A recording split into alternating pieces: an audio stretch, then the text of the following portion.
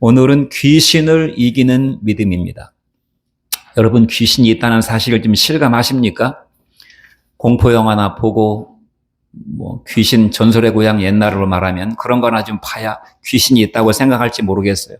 저도 귀신의 존재를 실감할 기회가 거의 없습니다. 귀신은 눈에 보이지도 않고 우리가 막 육감으로 느끼기도 어렵고 그래서 귀신이 있다는 것은 성경을 통해서 알면서도 그냥 무감각하게 지나가는 경우가 많이 있습니다. 오늘은 그 귀신을 우리가 바로 알고 사탄 마귀와 귀신을 우리가 어떻게 이기는 인생을 살아갈 것인가. 먼저 사단 마귀와 귀신들입니다. 마가복음 5장 1절부터 2절까지 말씀을 같이 한번 읽어보겠습니다. 시작. 예수께서 바다 건너편 거라사인의 지방에 이르러 배에서 나오심에 곧 더러운 귀신 들린 사람이 무덤 사이에서 나와 예수를 만나니라. 예수님께서 바다 건너편 갈릴리 바다를 어느 지점을 건너갔더니 거기에 거라사, 다른 성경에는 또 가다라라고 되어 있는데 거라사인의 지방에 들어갔는데 배에서 나오시자마자 기다렸다는 듯이 더러운 귀신 들린 사람이 무덤 사이에서 나와서 예수를 만났다. 자기가 예수님 앞에 나온 것입니다. 성경에는 사탄 마귀와 귀신들이 꽤 많이 등장합니다. 복음서에 보면은 예수님께서 귀신을 쫓아내셨다는 성경 구절이 굉장히 많고 예수님이 공생애를 시작하시고 나서 첫 번째 맞닥뜨린 사건이 마귀에게 이끌려 광야로 가서 시험 받으셨다는 내용이 나옵니다. 그러니까 이 세상이 얼마나 사단 마귀와 귀신들이 득실득실 되는지 모르는 것이에요. 우리는 다 알지 못하는 것입니다. 이 사단 마귀는 단수입니다. 마귀는 사탄이라고도 불리는데 악의 권력자입니다. 악의 최고 권력자입니다. 하나님과 맞상대하려고 덤벼들었던 그 루시퍼가 사탄 마귀입니다.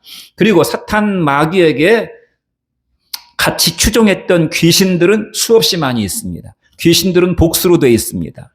이 귀신들의 이름은 사탄은 그 마귀의 이름이고 이 귀신들의 이름은 여러 가지가 있는데 에베소서에 보면 우리의 씨름은 혈과 육에 대한 것이 아니요 정사와 권세와 이 어둠의 세상 주관자들과 하늘에 있는 악의 영들에 대항함이라고 그랬고요.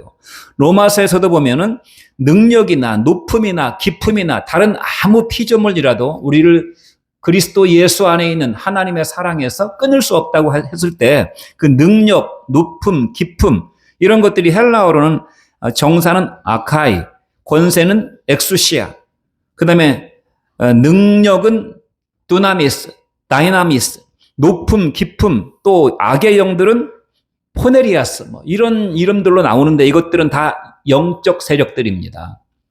이 영적 세력들은 하나의 그 집단이나 어떤 계급이라고 볼 수가 있는데 우리로 치자면 인간 사회에도 교육자 집단이 있고 사업자 집단이 있고 군인 집단이 있고 경찰 집단이 있고 집단들이 많이 있잖아요. 그런 것처럼 악의 영들을 분류해 놓은 거라고 볼 수가 있어요. 이게 귀신들입니다. 이 귀신들의 기원은 요한계시록 12장 9절 우리가 작년에 말씀 나눴던 요한계시록 다시 한번 잠깐 가서 한번 복습을 해보도록 하겠습니다. 같이 읽어보죠. 시작. 큰 용이 내쫓기니 옛뱀 곧 마귀라고도 하고 사탄이라고도 하며 온 천하를 꿰는 자라. 그가 땅으로 내쫓기니 그의 사자들도 그와 함께 내쫓기니라 그랬어요. 요한계시록 12장에 사단 마귀에 대해서 말씀하고 있습니다. 큰 용, 붉은 용이라고 그랬어요. 붉은 용이 하나님을 대적했다가 땅으로 내쫓겼다고 그랬어요.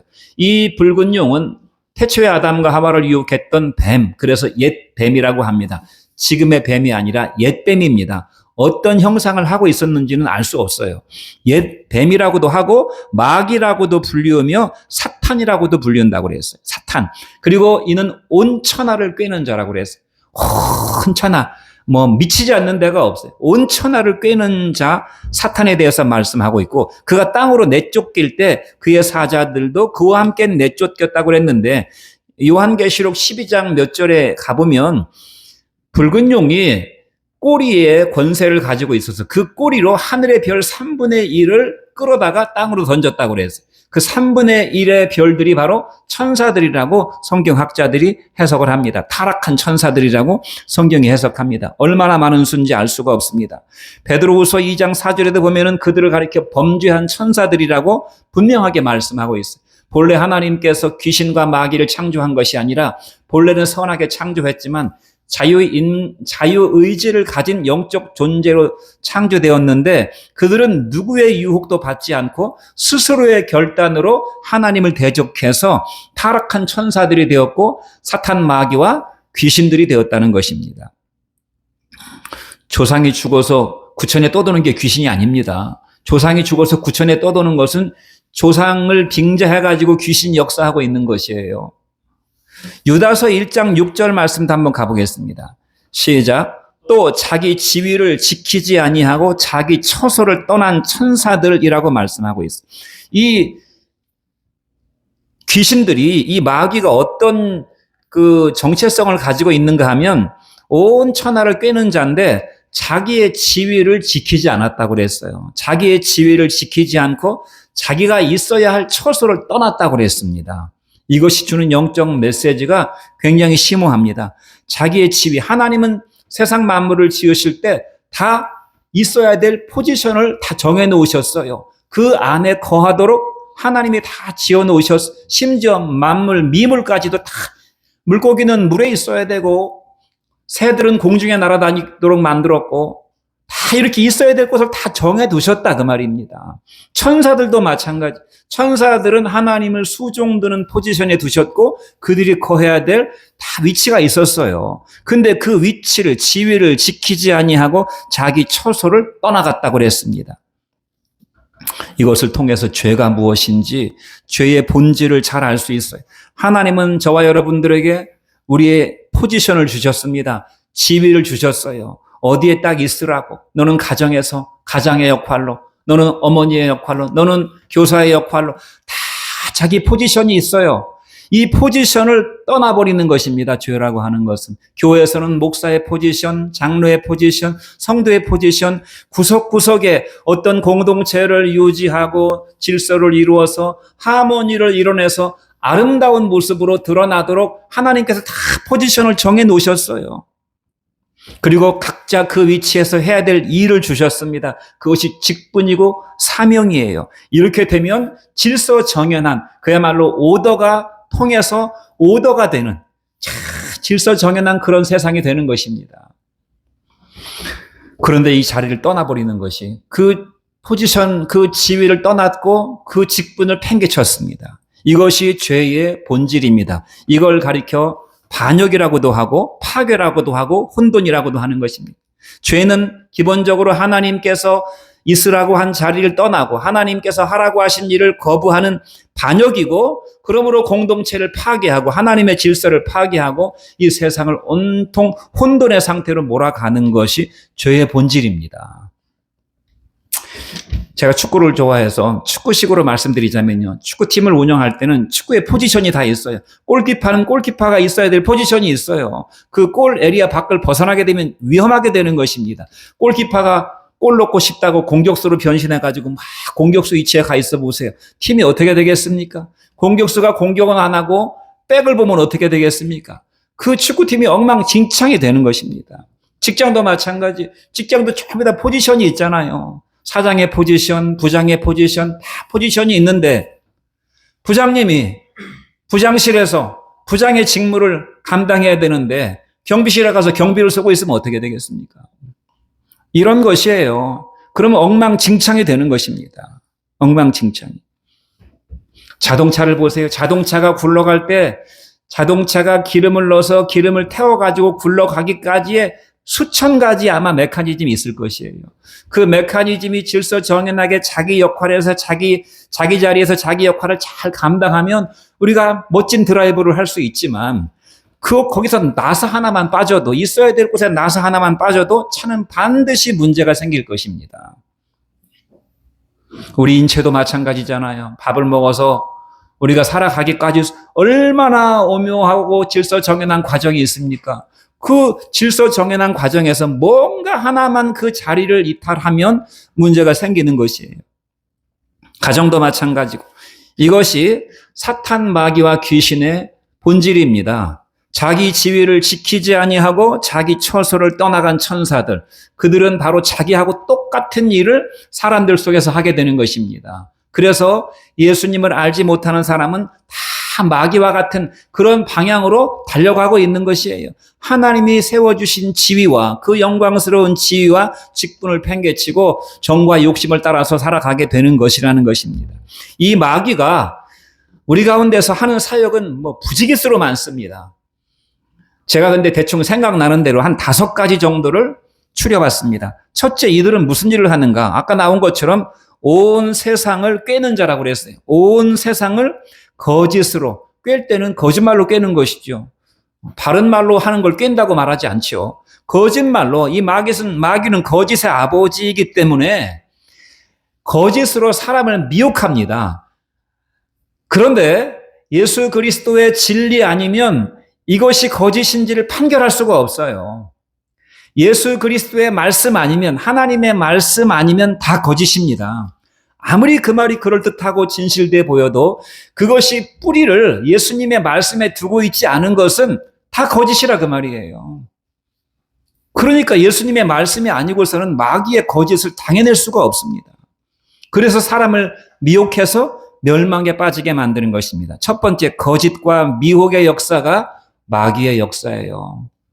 저와 여러분들이 잘 돌아봐야 됩니다. 우리가 말씀을 매 주일마다 말씀을 듣고 말씀을 새기고 말씀을 읽고 해야 되는 이유가 알고도 당하고 모르고도 당하는 것이에요. 하나님의 말씀을 우리의 마음에서 잠깐 잃어버리고 멀어지게 되면은 알고도 당하고 모르고도 당하게 되는 것입니다. 두 번째는 참소입니다. 참소는 사람은 다 구원받은 사람까지도 때때로 죄에 넘어집니다. 죄가 없는 사람이 없어요. 성도는 죄가 없는 사람이 아니라 죄를 용서받은 사람이고 그때그때 하나님 앞에 회개하면서 그 죄가 다 소멸되게 되는 사람이지 우리는 일절 죄를 안 짓는 사람이 아니에요. 그런데 마귀는 어떻게 하는가? 마귀는 우리가 큰 죄든지 작은 죄든지 죄를 범하고 죄에 넘어질 때마다 우리를 정죄합니다. 참소합니다. 그리고 자기만 정죄하고 자기만 참소하는 게 아니라 다른 사람도 정죄해요. 다른 사람도 정죄하고 참소한다 이 말입니다. 하나님은 우리가 죄를 지면 우리에게 죄책감을 주시는 것이 아니라 회개할 마음을 주십니다. 그러므로 성도는 우리가 죄에 넘어질 때 즉시로 말씀을 통해서 죄를 깨닫고 회개하는 자리로 나아가야지. 내가 양심이 있지, 내가 한두 번도 아니고 죄책감에 빠져드는 것은 하나님의 뜻이 아니에요. 자기 세계에 빠져들어가지고 죄를 가지고서 오랫동안 고민하는 것은 하나님의 뜻이 아니고 결코 바른 결과를 맺을 수가 없어요. 죄책감에 시달리면 어떻게 됩니까? 사람이 죄책감에 시달리고만 살 수는 없으니까 인생에 그런 것이지 나만 그런가 하면서 자기 자신의 존귀함을 버립니다. 죄 없이 의로운 하나님의 백성으로 살아가고자 하는, 그러니까 우리가 지지난주에 말씀 나눴듯이 우리가 존경받으려고 인생을 사는 것은 아니지만 정말 존경받을 만한, 흠모할 만한 인생을 사는 비결이 뭐라고 그랬습니까? 존경받고자 하는 마음을 버리고 하나님 자녀의 정체성을 가지고 살아야 된다고 그랬잖아요. 그러면 존귀함과 존경은 자동으로 들러붙는 것이라고 그랬잖아요. 하나님 자녀의 정체성을 가지고 사는 것이 아니라 내가 예수 믿고 교회 나간다고 하지만 그냥 옛날이나 지금이나 별로 그렇게 달라지는 것 같지 않고 또 몇 번 해보다가 자꾸 넘어지니까 내가 별거 있나 그러면서 스스로 자기 자신을 하나님의 자녀라고 하는 이 존귀한 정체성을 가지고 살지 않음으로써 스스로를 무가치한 인생으로 전락시켜서 그 가치에 합당하게 인생을 살게 되는 것이, 다시 말해서 어둠 속에 그냥 살아가는 길을 선택한다 그 말입니다. 내가 존귀한 하나님의 자녀다. 나는 거룩한 사람이다. 비록 내가 마음으로 행동으로 죄를 짓지만 나는 하나님의 자녀라고 함으로써 순간순간 회개하고 그렇게 함으로써 더 죄에 넘어지는 빈도가 점점 줄어들어서 내 인생이 점점 거룩한 하나님의 성령으로 성화되어져 가는 인생을 살지 못하도록 마귀가 매일 참소하는 거예요. 마귀가. 하나님은 우리에게 회개의 영을 주시는 분이시지 우리를 정죄하지 않으신다는 사실을 기억하시기 바랍니다. 세 번째는 시험입니다. 시험. 이것은 우리가 너무나 잘 알고 있어요. 육신의 정욕, 안목의 정욕, 이생의 자랑입니다. 이 육체가 뭔가를 계속 욕망하는 것입니다. 육신의 정욕, 안목의 정욕, 이생의 자랑, 자신의 감정과 세상의 욕망을 따라 살아가도록 만드는 것이고, 네 번째는 우리를 공격합니다. 우리를 압박합니다. 현대인들은 이 마귀의 공격에 얼마나 속수무책으로 노출되어 있는지 몰라요. 그래서 마음이 불안해요. 현대인들이 여러 가지 안전장치를 만들어 놓고 살아가고 많은 것들을 소유하고 누리고 살아가면서도 마음속에는 옛날 사람들보다 더 많은 불안과 더 많은 두려움과 낙심과 절망과, 옛날 사람보다 현대인들이 자살을 훨씬 더 많이 합니다. 옛날 사람들은 자살하지 않았어요. 거의 자살자들이 별로 없었는데요. 현대인들은 자살을 얼마나 많이 하는지 몰라요. 마귀가 막 압박을 주는 것입니다. 조금만 문제가 생기면 죽으면 끝난 줄 알고 자살해버려요. 얼마나 많은 연예인도 자살하고 정치인도 자살하고 일반인들은 말할 것도 없어요. 마귀가 막 이렇게 사람을 압박하는 것입니다. 허무와 우울감에 젖어서 얼마나 많은 사람들이 우울하게 인생을 살아가는지 몰라요. 정신적인 상처와 트라우마를 가지고 그늘진 인생을 살아가도록 만들어 버리는 것이 마귀가 하는 짓이에요. 본문에 나온 고라사 광인도 아마 그러한 과정을 거쳤을 것입니다. 그러한 과정. 얼마나 많은 압박을 받았는지 2,000마리나 되는 귀신떼가 돼지에게로 들어갔다고 그랬어요. 군대 귀신이. 그리고 다섯 번째가 거짓 복음입니다. 거짓 복음. 교회 안에 거짓 선지자들, 거짓 목사들, 사꾼 목자들을 심어가지고 거짓된 복음을 추종하도록 만들어버리는. 그래서 정말 저도 목사니까 저도 두려운 마음이고, 여러분도 장담할 수 없는 사람이지만 얼마나 많은 교회 다니는 사람들이 천국에 갈는지는 미지수입니다. 미지수예요. 불거져 나오는 여러 무리를 일으키는 목사님들이나 교회는 그냥 빙산의 일각에 불과한 것이에요. 거짓 선지자와 거짓 복, 사람들이 듣고 싶어하는 부담 없이 원하는 것들을 하나님 말씀을 빙자해서 전달해 줌으로써 누이 좋고 매부 좋고 성도 좋고 목사 좋고 교회 부흥되고, 이런 식의 복음이 얼마나 많은지는 저도 알 수가 없어요. 그럴 수 있다는 것입니다. 그러므로 예수님께서 거짓 선지자들을 삼가라고 그랬잖아요. 양의 옷을 입고 나오나 속에는 노략질하는 일이라고 주께서 경고의 말씀을 주셨습니다. 고린도후서 11장 14절 말씀을 같이 한번 읽어보죠. 시작. 사탄도 자기를 광명의 천사로 가장하나니 그러므로 사탄의 일꾼들도 자기를 의의 일꾼으로 가장하는 것이 또한 대단한 일이 아니니라. 그들의 마지막은 그 행위대로 될 것이라고 그랬어요. 사탄도 자기를 광명의 천사, 빛의 천사로 자기를 가장한다고 그래서 얼마나 변장을 잘하는지 몰라요. 마귀가 자기를 빛의 천사로 막 좋은 얘기 해주고 감동적인 얘기 해주고 옳은 얘기 해주고 다 누구나 수긍하고 상식적으로 정말 반박할 수 없는 옳은 얘기들을 막 감동적으로 하는 그런 광명의 천사로, 심지어는 막 선한 이웃, 불이웃도 돕고 막 이런 일 저런 일을 많이 합니다. 그런데 광명의 천사로 가장한 것이라는 것이, 그러므로 사탄의 일꾼들도 자기를 의의 일꾼으로 가장하는 것이 대단한 일이 아니라는 것입니다. 얼마든지 그럴 수가 있다는 것이에요. 얼마든지 그럴 수가 있다는. 특히 조심할 것은 무엇입니까? 유명하다고 하는 사람들, 인플루언서라고 하는 사람들을 조심해야 됩니다. 선생의 위치에 있는 사람들을 조심해야 됩니다. 지도자의 위치에 있는 사람들을 조심해야 됩니다. 결론은 무엇입니까? 그렇게 함으로써 영혼을 사냥하는 것입니다. 마귀는 영혼 사냥꾼입니다. 마귀는 포기를 모르고 지치지 않는 영혼 사냥꾼이에요. 마귀는 잠을 자지 않아요. 마귀는 휴가도 가지 않아요. 마귀는 휴일이 없어요. 마귀는 못 미치는 데가 없어요. 마귀가 온 것은 도적질하고 죽이고 멸망시키는 것뿐이라고 그랬어. 왜 마귀가 나한테 해코지를 하지? 왜 마귀가 나하고 무슨 상관이라고? 나는 마귀하고 아무 관계가 없는데. 마귀는 여러분을 죽이기 위해서 존재하는 존재라는 것입니다. 마귀는 도적질하고 죽이고 멸망시키기 위해서 존재하는 존재라는 것이에요. 다른 목적은 없어요. 오직 그것뿐입니다. 그러므로 마귀의 이름은 파괴자예요. 파괴자. 그렇게 함으로써 하나님의 역사를 최대한 대적하는 것입니다. 그러면 구체적으로 군대 귀신에 대해서, 구체적인 정체에 대해서 살펴보도록 하겠습니다. 마가복음 5장 9절 말씀을 같이 한번 읽어보죠. 시작. 이에 물으시되 내 이름이 무엇이냐? 이르되 내 이름은 군대니 우리가 많음이니이다. 그 거라사 광인한테 예수님께서 그의 정체를, 그 광인 속에 숨어있는 귀신의 정체를 드러내시는데 내 이름이 무엇이냐 물으시니까 이 마귀가 내 이름은 군대니, 레기온이라고 되어 있습니다. 군대니 우리가 많음이니이다. 군대 귀신이 그 속에 들어가 앉아 있는 것입니다. 군대 귀신은 헬라어로 군대는 레기온인데 로마의 사단 병력입니다. 그러니까 로마의 한 5,000명 내지 6,000명 정도의 병력을 레기온이라고 불렀어요. 우리가 군대에서도 뭐 여단이 있고 사단이 있잖아. 이것처럼 한 5,000명 내지 6,000명 되는 그 군인들을 레기온이라고 불렀는데 바로 이 마귀가 자기가 레기온이라고 얘기하고 있는 것이에요. 이것은 뭘 가리키냐면 이 거라사 광인 속에 무수히 많은 귀신들과 악령들이 역사하고 있었다는 것을 예수님께서 드러내 보여주시는 것이에요. 무수히 많은 귀신과 악령들이 있어요. 무수히 많은 귀신과 악령들. 내 주변의 모든 것들이 다 귀신이 역사하는 통로라고 보면 됩니다. 내 주변의 모든 것들이 다 귀신이고 악령이라는 것이 아니라 내 주변의 모든 것들이 다 귀신과 악령이 역사하는 역사의 통로라는 것이에요.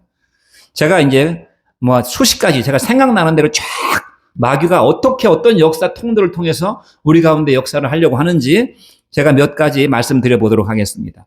마귀가 역사하는 역사 통로입니다. 이 자체가 마귀라는 것이 아니고 이 자체가 귀신이라는 것이 아니고 마귀는 이런 역사 통로를 통해서 우리에게 역사하고 있다는 것입니다.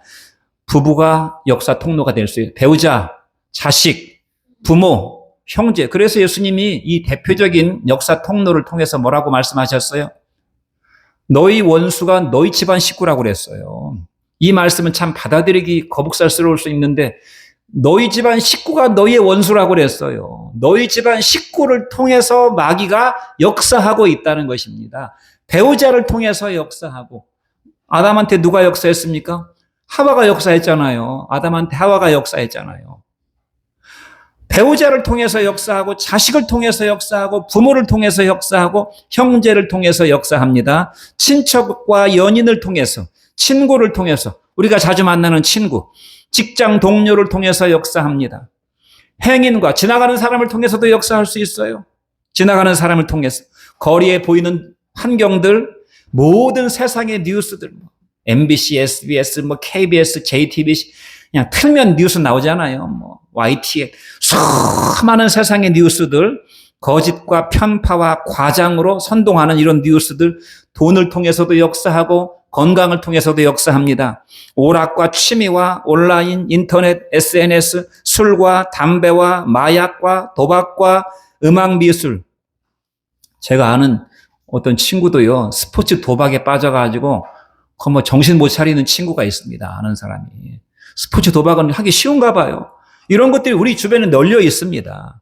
음악, 미술을 통해서도 역사하고 연극, 영화, 드라마, 뮤지컬, 스포츠, 각종 동호회, 성적 유혹과 음란물과 불륜과 성범죄와 도둑질, 폭력, 그 다음에 패당 짓는 거, 사기, 보이스피싱, 절도, 강도, 철학, 신학, 종교, 윤리, 도덕, 우상숭배, 인문학, 사회과학, 심리학, 과학기술, 정치, 신념, 나는 진보다 보수다. 다 이런 것들을 통해서도 역사할 수 있어요. 인간 중독, 사람을 너무 좋아하는 것도 마귀가 역사하는 통로가 될 수 있습니다. 사람을 너무 좋아하는 것. 고독, 마음속에 찾아오는 고독과 불안, 미움과 시기와 질투와 오만한 마음과 남에 대한 편견과 내가 자라온 가정 환경, 지나온 학교 환경, 열등감, 우월감, 남을 비판하고 무시하고 험담하고 원망 불평하고 상처받고 그 상처 때문에 내가 억눌리고 부자연스럽고 어둠 가운데 거하고 가스라이팅 당하는 것, 개인주의, 이기주의, 편의주의, 그 다음에 거짓 복음과 사꾼 목사들입니다. 이런 것들이 제가 생각나는 대로 쓴 거지만 이런 것들도 세분해서 들어가면 수천 수만의 군대 귀신들이 역사하고 있는 것이에요. 근데 우리는 잘 느끼질 못해. 왜? 안 보이니까. 이렇게 만져볼 수도 없고 육신을 입고 살다 보니까 그런 육신의 감각만으로 살다 보니까 또 내가 육신이 원하는 대로 내 육신의 감정이 이끄는 대로 사는데 익숙해져 있기 때문에 이러한 영적 세력들이 어떻게 배후에서 역사하고 있는지에 대해서 별로 의식이 없이 살아가는 경우가 많고 그래서 마귀와 귀신들에게 시달리는 인생들이 너무너무 많아요. 우리의 믿음이 성장하지 못하는 이유 중에 하나도 아마 이런 마귀와 귀신의 영향력에 영향을 받고 있을 것입니다. 그래서 예수님은 뭐라고 말씀하셨어요? 베드로전서 5장 8절 말씀을 같이 한번 읽어보죠. 시작. 근신하라 깨어라 너희 대적 마귀가 우는 사자같이 두루다니며 삼킬 자를 찾나니 너희는 믿음을 굳게 하여 저를 대적하라고 말씀하셨어요. 근신하라 깨어라. 근신하고 깨어 있어라. 우리의 주변 환경 모든 것들을 우리가 지나가면서 인생을 살아갈 때 근신하고 경계태세를 갖추고 의식하고 살아가라는 것입니다. 내 영혼에 우리가 길 가다가 아니면 이렇게 뭐 만지다가 가시가 하나 육체에 살짝 박히면 가시 박힌 거 금방 알잖아요. 눈에 보이지도 않는 가시.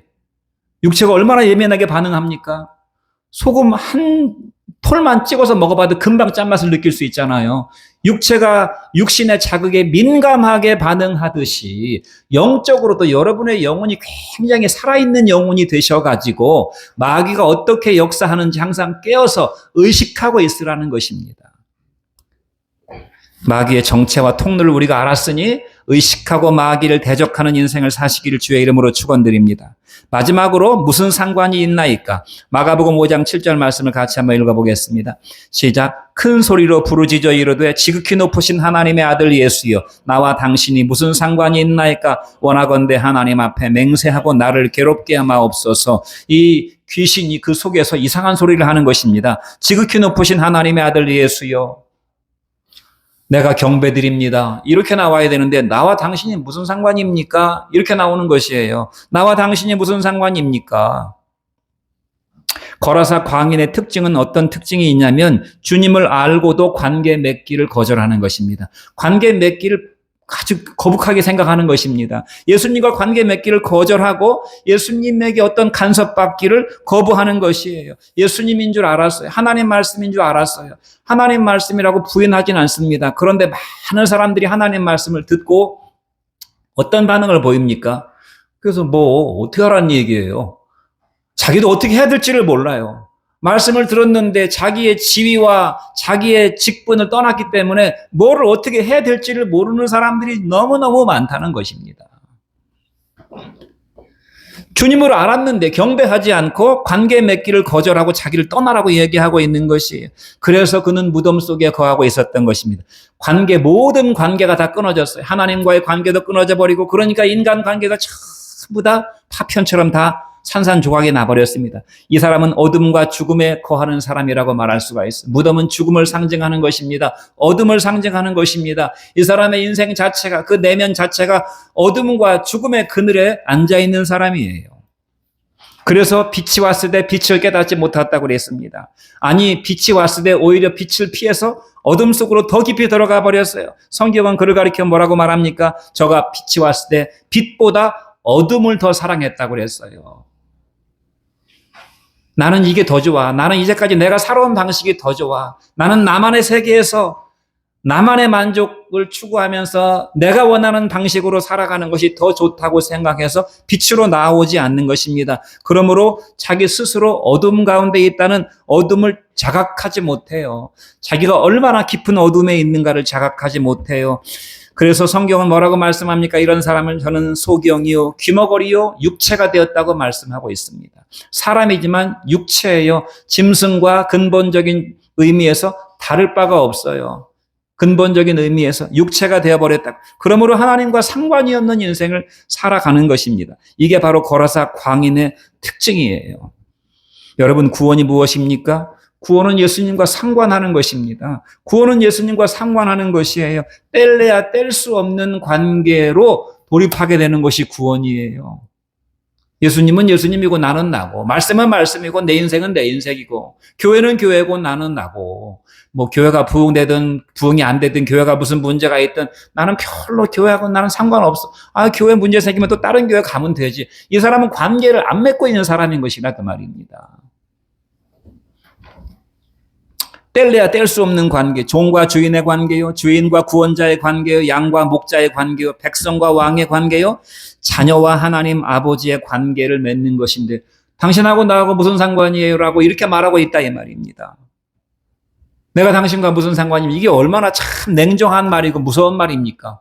나하고 당신하고 무슨 상관인데 부부지간에 이렇게 말해보세요. 부모하고 자식 간에 아버지하고 나하고 무슨 상관이 이렇게 말해보세요. 모든 관계가 다 파탄나게 되고 어둠 가운데 들어가게 되는 것이, 사람은 관계 속에 창조되었어요. 하나님과의 관계 속에 창조되었고, 아담과 하와의 관계 속에 창조되었고, 자녀와의 관계 속에 살아가도록 창조되었어요. 교회 공동체도 그래서 다 관계입니다. 몸이라고 말씀하고 있어요.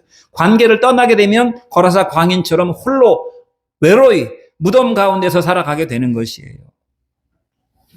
그러므로 사랑하는 성도 여러분, 여러분의 믿음을 체크해 보시기 바랍니다. 나는 예수님을 나의 주, 나의 하나님, 나의 예수님으로 고백했는가?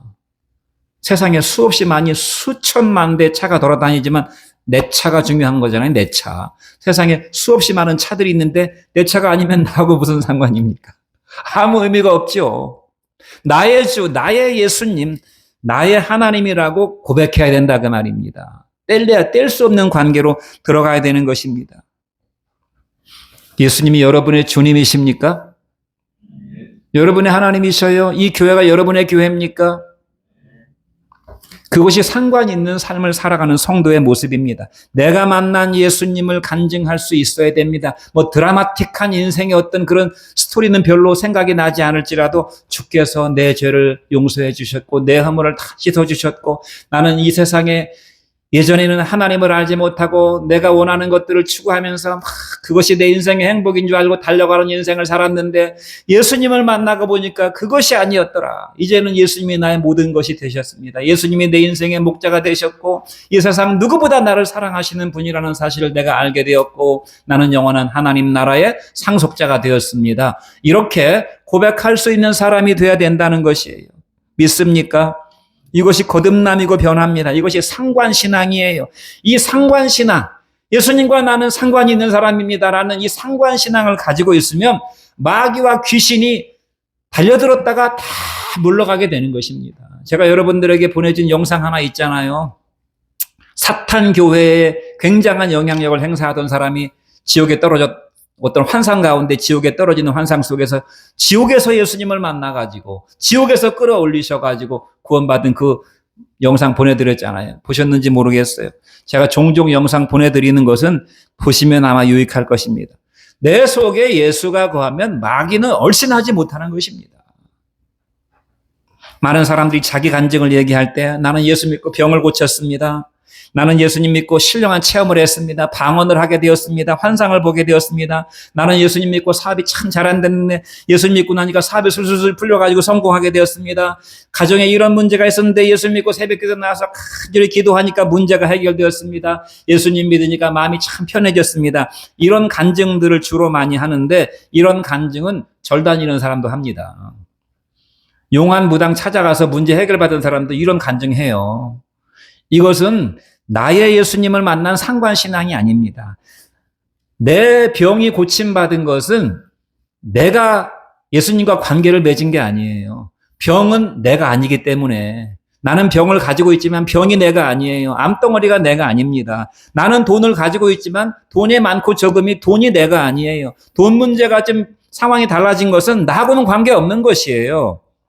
사업이 잘 되고 못 되고 하는 것은 사업은 내가 아닙니다. 내 인격이 아니에요. 그러므로 그런 문제 해결받은 것은 물론 그것도 축복이긴 하지만 내 간증이 될 수 없어요. 주님과 상관신앙이 아니라 그 말입니다. 문제가 해결받고 나 마음이 평안하게 되는 것도 마찬가지예요. 제가 불안장애를 겪어보니까 마찬가지예요. 내 감정 상태는 곧 내가 아닙니다. 내 인격은 내 속에서 주님께서 만들어주신 그리스도의 형상이에요. 그러므로 저는 여러분들이 나의 주시며 나의 하나님이시며 나의 예수님이십니다. 이런 것들, 나머지 주변적인 것들, 환경적인 것들, 조건적인 것들을 끼고 예수님을 만났다고 하는 것은 상관신앙이 아니라 그 말입니다. 그런 것들로 인해서 예수님과 관계를 맺어졌다면 조건이 달라지면 얼마든지 그 예수님이 나와 관계를 맺고 있다고 하는 그 관계는 깨어질 수 있어요. 그러므로 저는 여러분들이 오직 예수의 상관신앙을 가지시는 여러분 되시기를 바랍니다. 어찌 해야 됩니까? 날마다 주님이 원하는 인생을 살아야 됩니다. 주님을 원하는 인생을 살아야 됩니다. 예수님과 고리로 체인으로 꽉 얽매여가지고 어떤 틈도 보여줘서는 안 되는, 아무것도 나와 예수님 사이에 끼어들 수 없는 그런 관계를 맺는 신앙생활을 해야 됩니다. 마지막으로 시편 27편 4절 말씀을 같이 한번 읽어보겠습니다. 시작. 내가 여호와께 바라는 한 가지 일 그것을 구하리니 곧 내가 내 평생에 여호와의 집에 살면서 여호와의 아름다움을 바라보며 그의 성전에서 사모하는 그것이라. 제가 이 말씀을 읽으면서 참 너무나 감동적이고 너무나 아름다운 성경 구절이다. 다윗이 어떻게 고백하는가 하면 하나님, 내가 하나님께 바라는 한 가지 일이 있습니다. 한 가지 일, 그것이라고 또 강조해서 강조용법으로 말씀해. 내가 하나님께 바라는 한 가지 일, 그것을 내가 하나님께 구하는데 곧 내가 내 평생에 하나님의 집에 살면서 하나님의 아름다움을 바라보면서 하나님이 얼마나 아름다우신 분인지 하나님의 아름다움을 바라보면서 영어 성경에는 게이지라고 되어 있어요. 이렇게 막 응시하는 것입니다. 하나님을 바라보면서 그의 성전에서 하나님을 영원히 사모하는 것이 내 평생의 소원이고 내 영혼의 소원입니다. 이러한 믿음으로 살면 하나님과 우리 사이에 어떤 것도 끼어들 수가 없게 되는 것입니다. 마귀는 발을 붙일 틈 자체가 없어요. 귀신이 어떤 영향력도 행사할 수 없습니다. 그저 하나님을 바라볼 수만 있다면. 해바라기 노래 중에 그런 노래, 그저 바라볼 수만 있다. 우리가 그저 하나님을 바라볼 수만 있다면 나는 주님 바랄 것이 없습니다. 오직 예수면 나는 족합니다. 이런 상관신앙으로 귀신을 넉넉하게 이기고 다른 사람이 시달리고 있다면 그 사람도 그 귀신으로부터 해방될 수 있도록 내가 중보기도 해줌으로써 많은 사람들을 자유케 하는 그런 복된 인생이 되기를 주님의 이름으로 축원드립니다. 기도하겠습니다.